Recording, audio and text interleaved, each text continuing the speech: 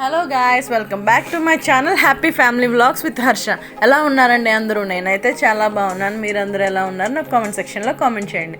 ఇదైతే ట్యూస్డే రోజు వ్లాగ్ అండి. ఇది మా హర్షకి ఫైనల్ సెలెక్షన్ డే అన్నమాట. ఈరోజు వాడి బ్యాగ్ అయితే ప్యాక్ చేసేసాను. ఇక్కడ హర్ష అయితే రెడీ అయిపోతున్నాడు, నేను రెడీ అయిపోయాను, మా హస్బెండ్ కూడా రెడీ అయిపోతున్నారు. సో రెడీ అయిపోతే మేము అందరం కలిసి పిఎం పాలెం స్టేడియంకి వెళ్ళాలన్నమాట. అక్కడ బీ గ్రౌండ్లో సెలెక్షన్స్, ఫైనల్ సెలెక్షన్స్. సో అక్కడికి వెళ్ళి వచ్చిన తర్వాత అక్కడికి వెళ్ళి అక్కడ పరిస్థితి ఏంటో చూడాలి. దాన్ని బట్టి అప్పుడు మళ్ళీ రిటర్న్ ఎప్పుడు అనేది మనకి ఇంకా తెలియదు. అక్కడ ఎండ, పిల్లలు, పాపం అనిపిస్తుందండి, కానీ తప్పట్లేదు. ఇక్కడైతే మేము అక్కడికి వెళ్ళడానికి రెడీ అయిపోతున్నాం అన్నమాట.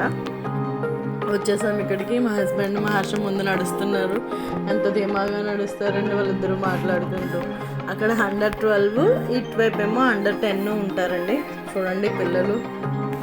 ఎండ అండి బాబోయ్, చాలా పొద్దున్నే చాలా ఎండగా ఉంది అసలు. పిల్లలు పక్క ఇది అండర్-10 మాట. వీళ్ళైతే మరీ చిన్నపిల్లలండి అసలు. పేరెంట్స్ చూడండి, పేపర్ తెచ్చుకొని పేపర్ వేసుకొని కూర్చున్నారు అక్కడ. మరి ఏం చేస్తామండి, తప్పట్లేదు. వాళ్ళు వచ్చేంత వరకు నిల్చొని ఉండాలంటే కష్టం కదా. చాలామంది పేరెంట్స్ అలాగే వెయిట్ చేస్తారండి.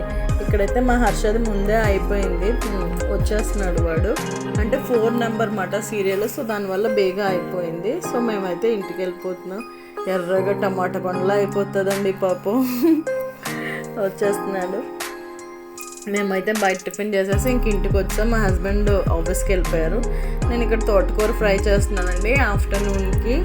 నేను మార్నింగ్ లంచ్ అయితే ఏం ప్రిపేర్ చేయలేదు. సో దానికోసం తోటకూర ఫ్రై చేసి మధ్యాహ్నం లంచ్కి మాకు అదే మాట. నేను అదైతే పెద్ద షూట్ చేయలేదండి, ఎందుకంటే అందరికీ తెలిసిందే కదా అని చెప్పి. లంచ్ అది చేసిన తర్వాత మా హర్ష మ్యాచ్కి రెడీ అయిపోతున్నాడు. సారీ, మ్యాచ్ కాదు, ప్రాక్టీస్కి రెడీ అయిపోతున్నాడు. వాడిని దింపేసి రావాలి. వాడిని దింపేసి వచ్చి వాడేమో బనానాస్ ఉన్నాయన్నమాట, మార్నింగ్ తీసుకొచ్చినవి. 2 తిన్నాడు. ఉంటే సరే మిల్క్ షేక్ చేయమ్మా, బనానా షేక్ అంటే సర్లే చేస్తానులే అని చెప్పి దానికి కావాల్సినవి చూపిస్తున్నాను. బనానా, క్యాష్యూ నట్స్, అదే నట్స్ ఏమైనా 2 టైప్స్, మిల్క్, అంతేనండి. బనానా మిల్క్ షేక్ చేసి ఫ్రిడ్జ్లో పెట్టేస్తాను అనమాట. ఫ్రిడ్జ్లో పెట్టేస్తే వాడు వచ్చిన తర్వాత వాడికి చేసిస్తాను.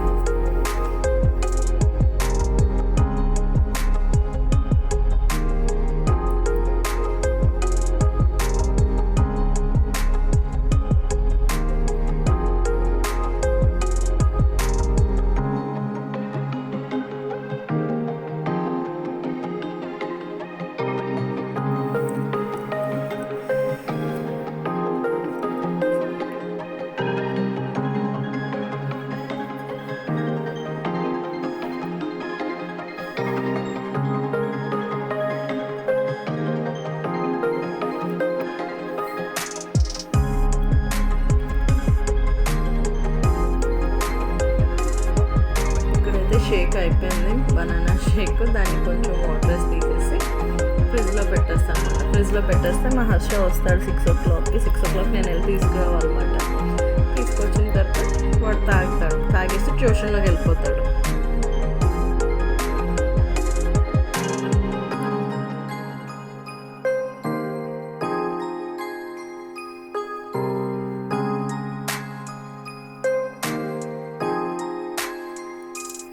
సాయంత్రం గేమ్ నుంచి తీసుకొచ్చానండి.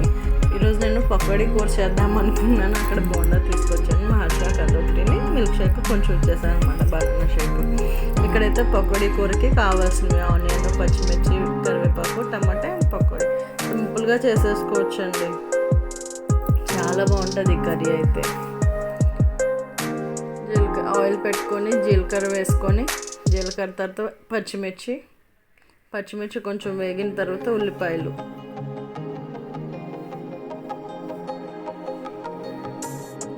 ఉల్లిపాయ కొంచెం బాగా వేగిన తర్వాత టమాటా కూడా వేసేసి బాగా కొంచెం సాఫ్ట్ అయినంత వరకు వేయించుకోవాలి మూత పెట్టుకొని.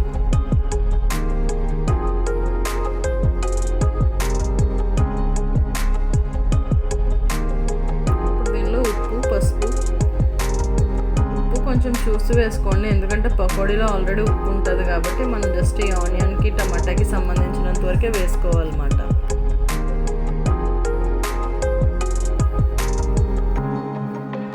కొంచెం మగ్గు పెట్టుకొని కొంచెం సాఫ్ట్ అయిపోయిన తర్వాత తీసి కారం వేసుకుందాం. కారం వేసుకొని ఒక 2 minutes వేయించుకోవాలి.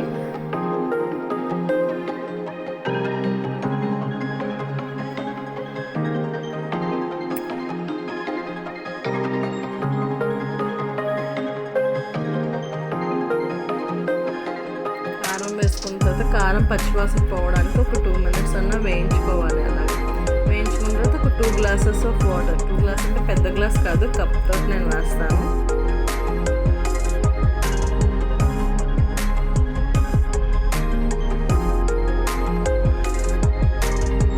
ఆ కప్తో 2 cups వేసాను అనమాట. వేసి దీన్ని కొంచెం మరిగనివ్వాలన్నమాట. మరిగితే ఆ ఫ్లేవర్స్ అంతా దిగుతుంది వాటర్లోకి, ఆ రెండు అబ్జర్వ్ చేసుకొని బాగుంటుంది, టేస్ట్ బాగా వస్తుంది అనమాట. మరిగిన తర్వాత పకోడీ వేసేసి ఒక 5 minutes అంతే, ఎక్కువ కుక్ కూడా చేసుకోకూడదండి. ఎక్కువ కుక్ చేస్తే పకోడీ విరిగిపోతుంది. పకోడీ వాటర్ అంతా పీల్చుకుంటుందండి, వాటర్ ఎక్కువైందని కూడా అనుకోని అవసరం లేదు మనం. కర్రీ అయితే అయిపోయింది, నేను స్టవ్ ఆఫ్ చేసి మూత పెట్టేస్తాను.